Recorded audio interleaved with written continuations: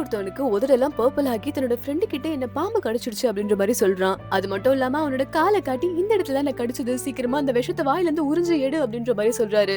உடனே இவரோட ஃப்ரெண்டும் கொஞ்சம் கூட யோசிக்காம அந்த விஷத்தை வாயிலே எடுக்கலாம் ட்ரை பண்றாரு.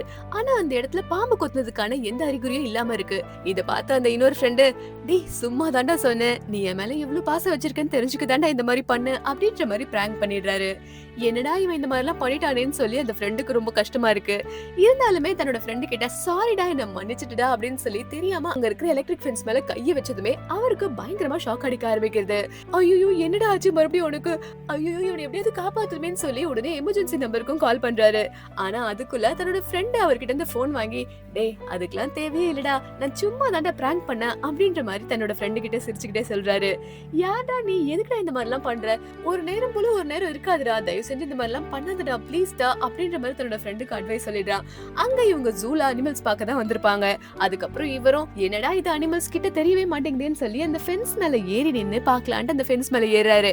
அங்க பார்த்தா மேல ஒரு எலக்ட்ரிஃபைட் வயரும் இருக்கு. அதுல டச் ஆகி இந்த டைம் அவருக்கு நிஜமாலே ஷாக் அடிக்க ஆரம்பிக்குது. ஆனாலும் கீழ இருந்த தன்னோட ஃப்ரெண்ட் சிரிச்சுக்கிட்டே, டேய் மச்சான் எத்தனை பிராங்க் தாண்டா பண்ணுவேன், தயவு செய்து கீழே இறங்கி வாடா அப்படின்ற மாதிரி சொல்லிடுறாரு.